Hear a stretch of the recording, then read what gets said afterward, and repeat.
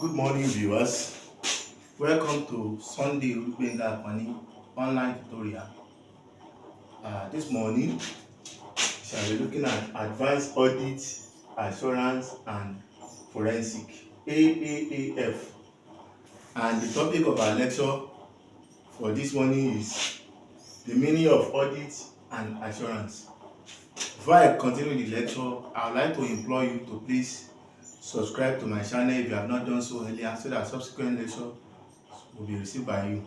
So without any cause for delay, I want to start with the first heading, which is assurance. Assurance means confidence or comfort. In an assurance engagement, the practitioner is engaged by one party to provide an opinion on a piece of information prepared by another party. The opinion provided is a type of comfort or assurance that the information examined can be relied upon. So as we continue in the lecture, the first party and the other party and the practitioner will explain who they are. So the next thing we are considering here is levels of assurance. The degree of assurance that could be given on financial statement prepared by a company depends on A, the amount of work performed to carry out the assurance process, then the results of the work. So the resultant assurance that will be given fall under one of the two categories stated below. Reasonable assurance, that is a high but not absolute level of assurance provided by the practitioner's conclusion expressed in a positive form, e.g., in our opinion, the account give a true and fair view.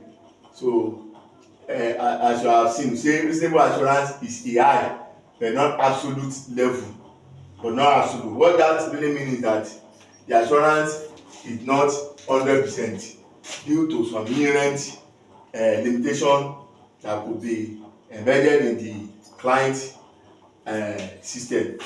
So then the second level of assurance is limited assurance. This is a moderate level of assurance provided by the practitioner's conclusion expressed in a negative form, e.g., based on our review, nothing has come to our attention that causes us to believe that the accompanying financial statement does not give a true and fair view. So you can see that for reasonable assurance, the objective of a statutory audit is often to give a reasonable assurance, because the amount of work that is performed to carry out the statutory audit is much. So that's the reason why the result will provide a reasonable assurance. But in the case of limited assurance, the objective of a review engagement is often to give limited assurance, because when you compare the amount of work that will be done by the practitioner when he is carrying out a review, it will be lower than the amount he will carry out when he is carrying out a statutory audit. So the next thing we shall be considering now is elements of an assurance engagement. Elements of an assurance engagement.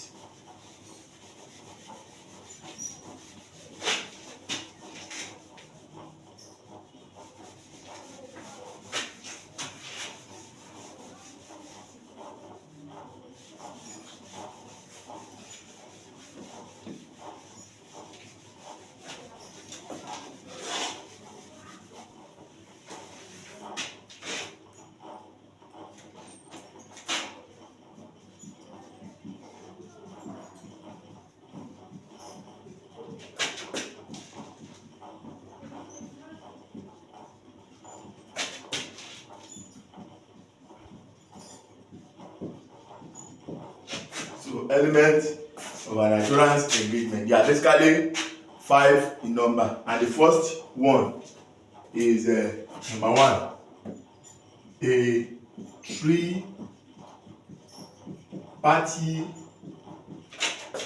relationship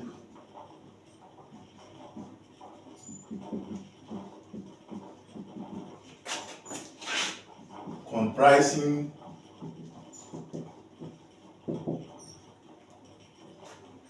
the first person here is the practitioner,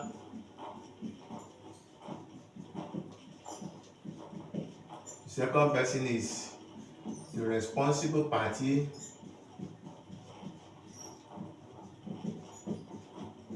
And the last is the intended users. So that's the first, a three-party relationship. See that the practitioner in question is either the accountant or auditor, as you may wish to call him.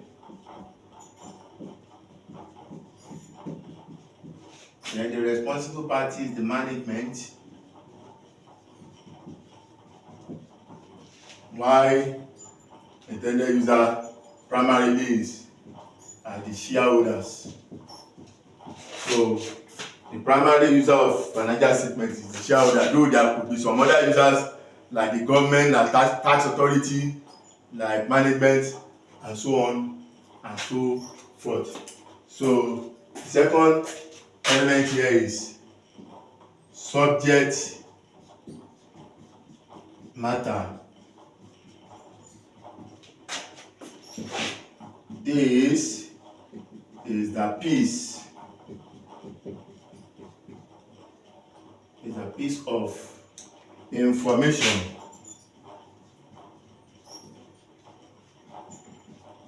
or data prepared by the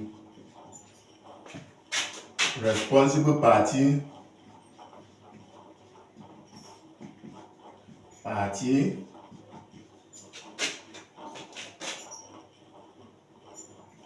to be examined by the practitioner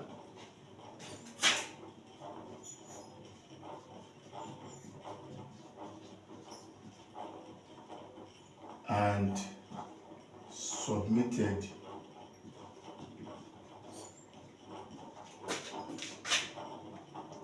to the intended users. So you see that in the context of statutory audit, the subject matter is the financial statement that will be prepared by the management, examined by the auditor, and submitted to the shareholders. So that is that about that. A statutory audit, the subject matter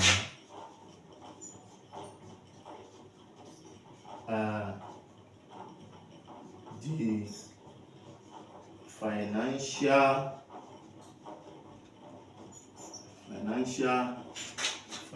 statement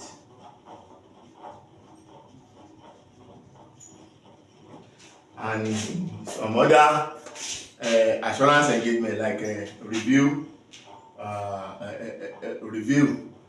They cannot. Those ones who can be subject matter or profit forecast or sale forecast.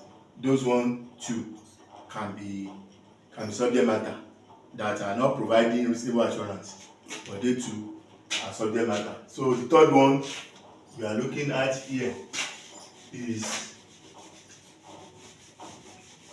suitable criteria.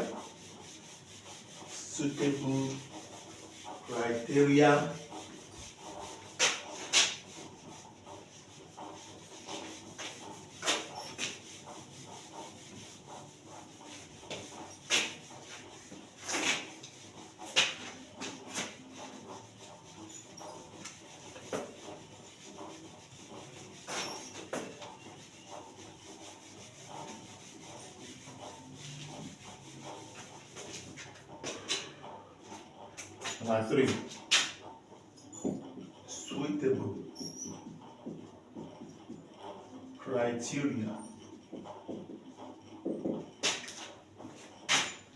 these rules against which the subject matter is measured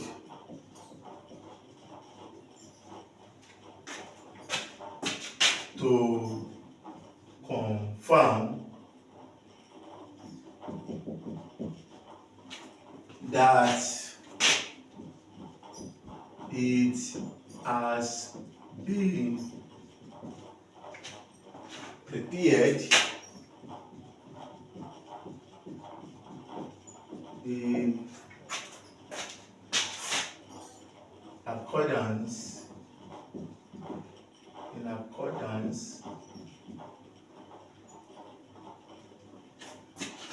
with applicable financial reporting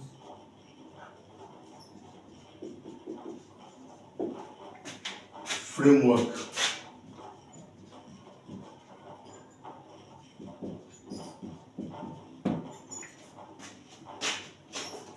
It includes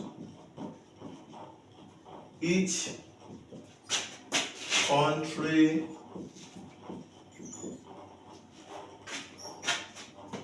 specific legislation,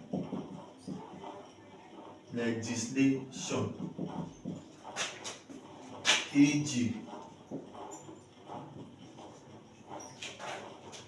in Nigeria,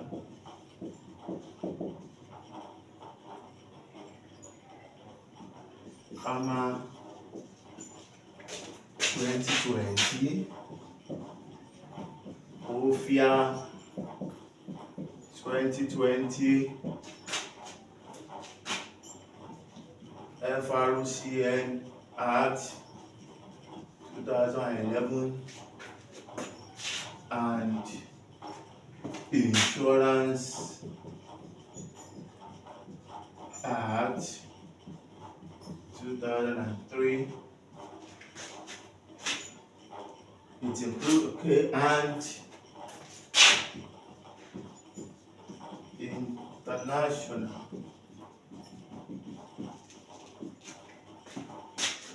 financial reporting standard.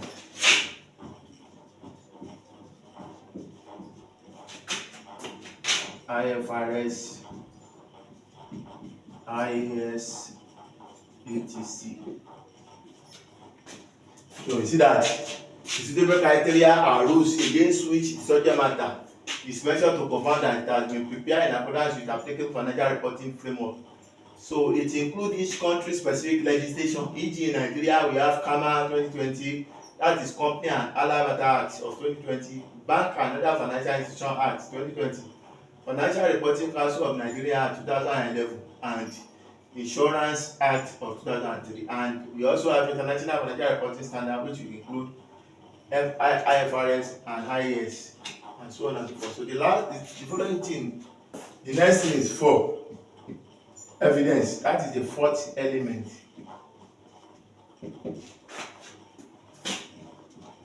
Evidence.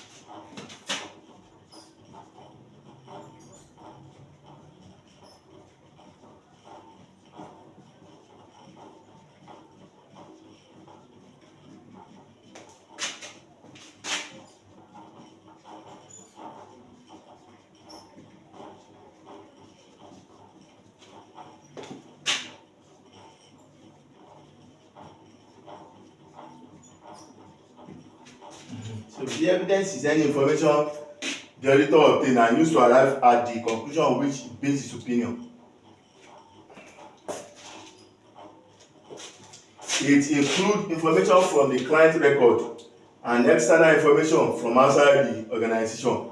For instance, the auditor can use invoices, purchase order, sales order and the rest, or journal, ledger and every other thing that is prepared in the company as a source of his evidence. And can also use information from outside like bank statement that you obtain directly from the bank or a debtor circularization letter. So that is that about that. Then the last thing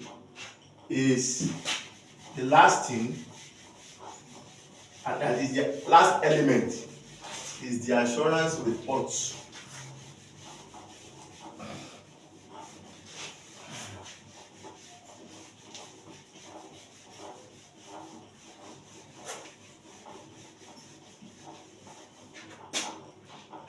So the fifth one, 5, assurance report.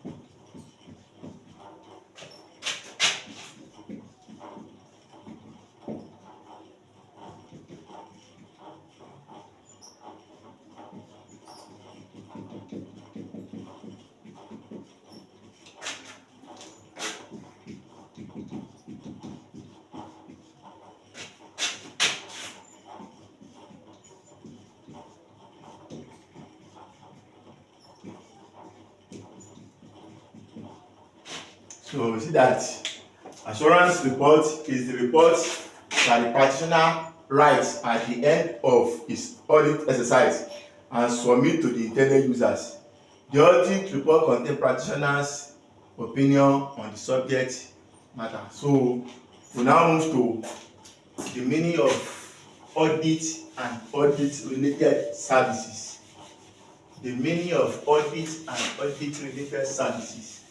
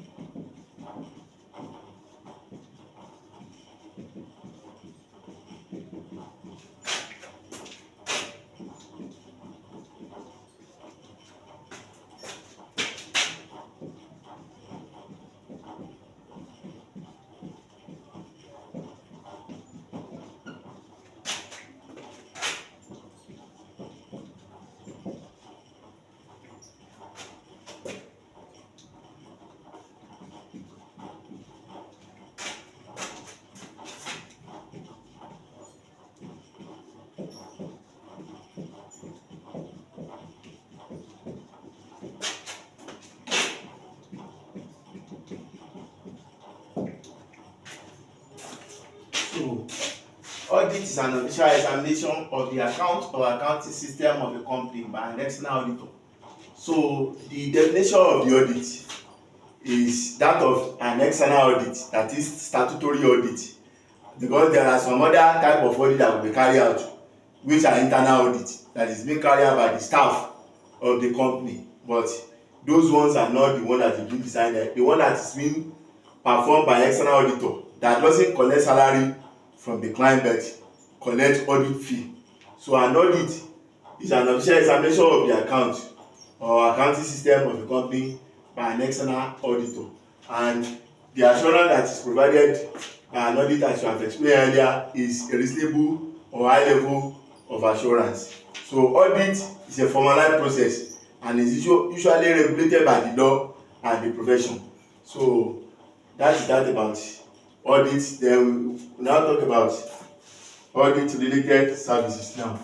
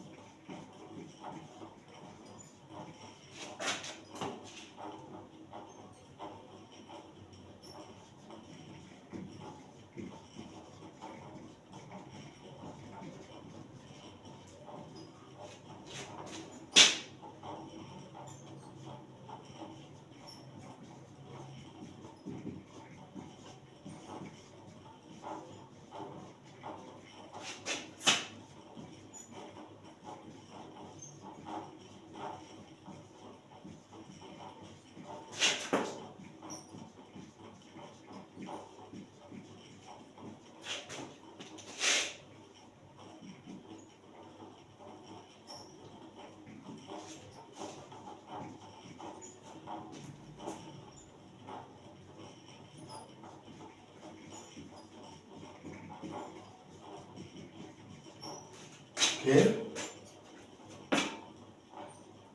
So audit related services and engagements undertaken by accountants or firms of accountants to perform assignments such as review of data, agree upon procedure and compilation. So now take them one after the other and explain them.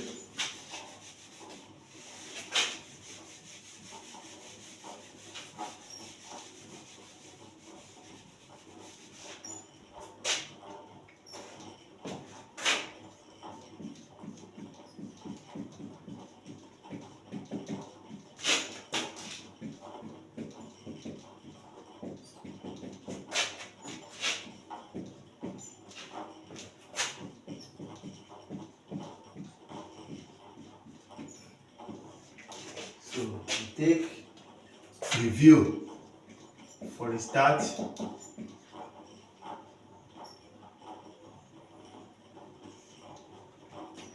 A review may be defined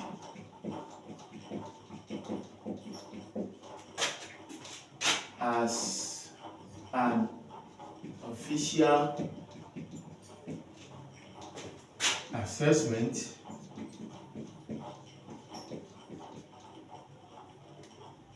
of a piece of information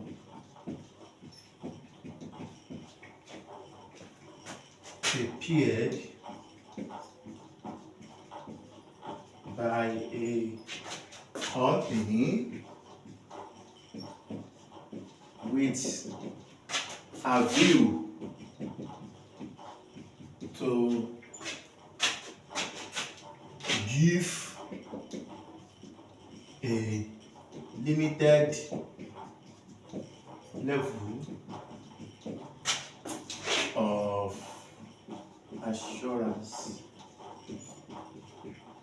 So, a review may be defined as an official assessment of a piece of information prepared by a company with a view to give a limited level of assurance. You can see that the level of assurance that will be given when you are performing a review cannot be compared to when you are performing a statutory audit. So an example of a review is the review that will be performed on interim financial statement that is prepared when it's not yet year end. So it's only a limited assurance that will be given on it. And another example is when you are doing profit forecast or sales forecast, you give only moderate level or limited level of assurance on them. Then second one here is agreed upon procedure. Agreed upon procedures.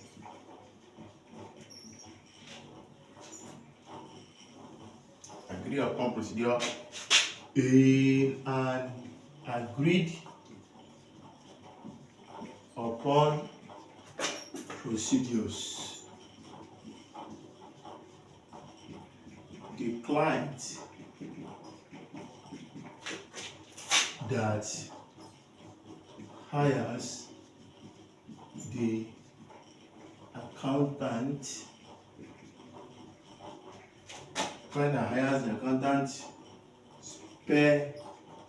specifies the procedure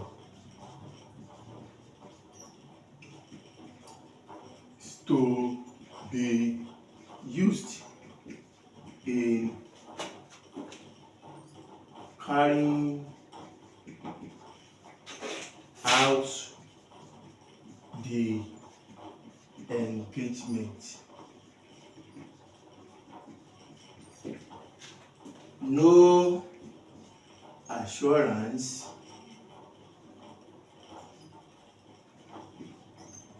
is given in an agreed upon procedures engagement.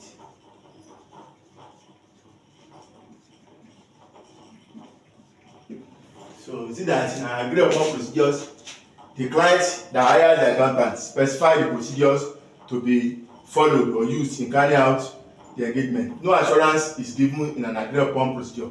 And a good example of an agreed upon procedure would be when an accountant has been requested by the client to carry out a due diligence exercise and submit his report. So the next thing we are looking at here is compilation.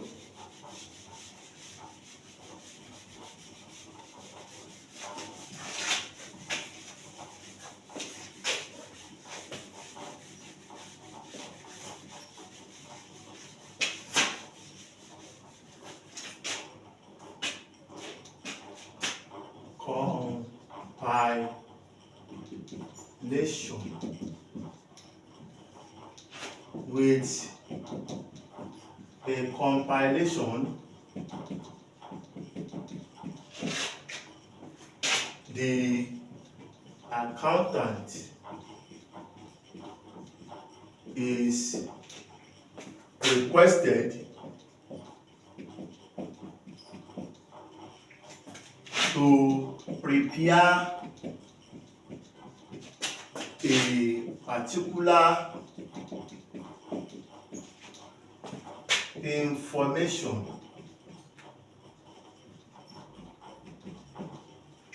the accountant is engaged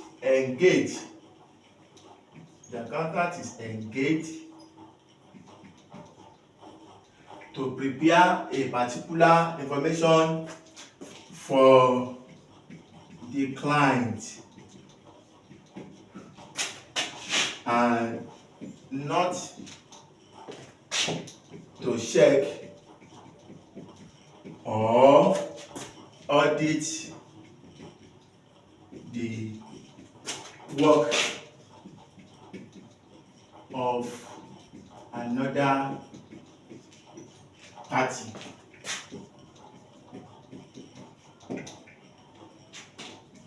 A good example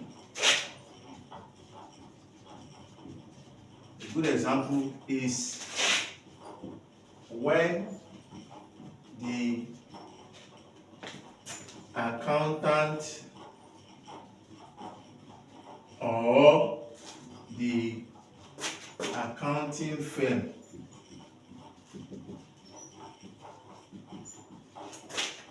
is engaged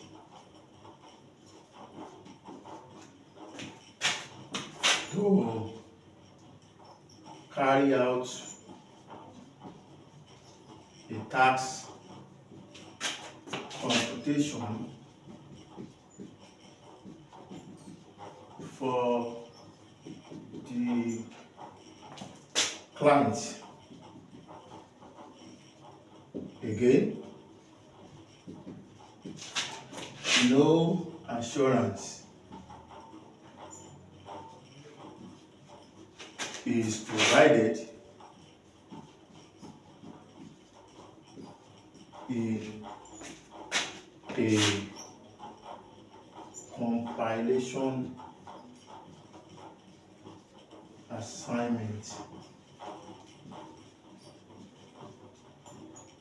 So you see that with a compilation, the accountant is engaged to prepare a particular information for the client and not to check or audit the work of another party. A good example is when the accountant or accounting firm is engaged to carry out a tax computation for the client. Again, no assurance is provided in a compilation assignment. So the last thing we are treating is non-audit services.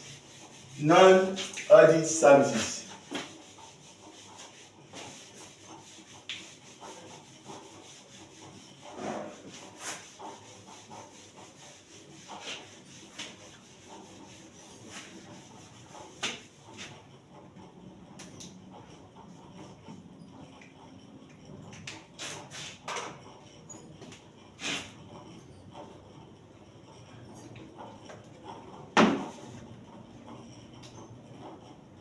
Non-audit services.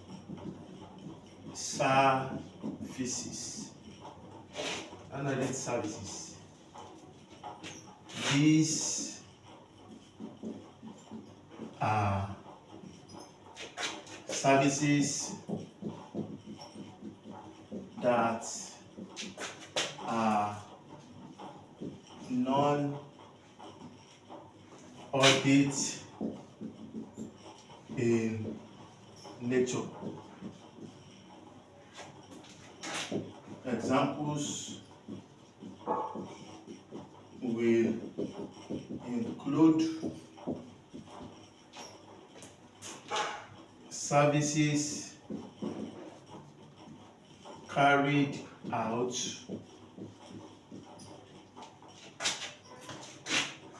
to report on such matters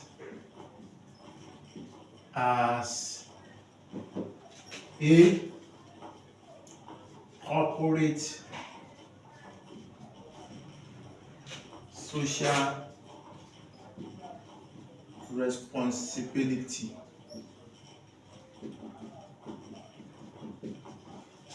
And we have environmental policy. We also have employment policy we have non-financial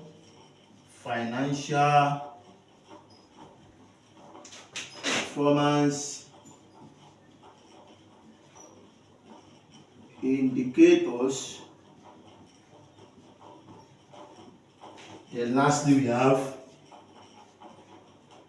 sustainability policies and practices.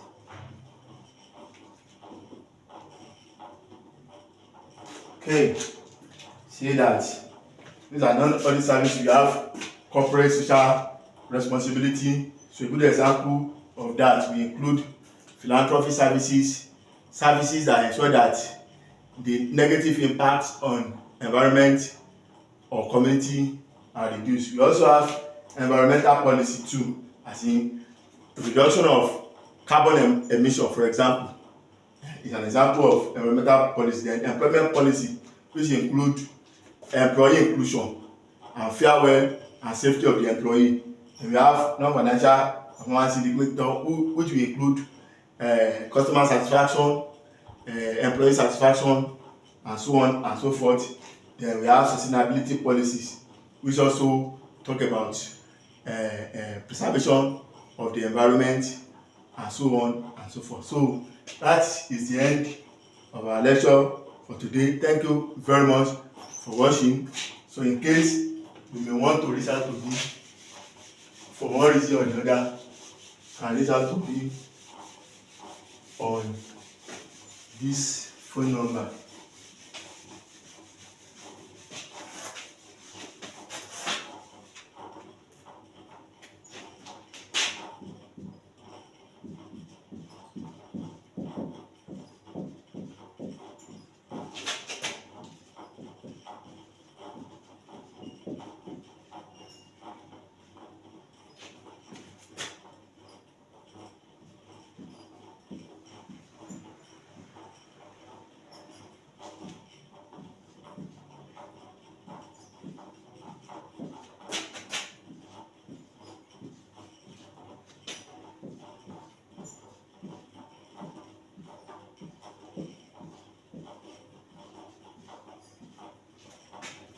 So thank you very much for watching. See you in our subsequent lectures.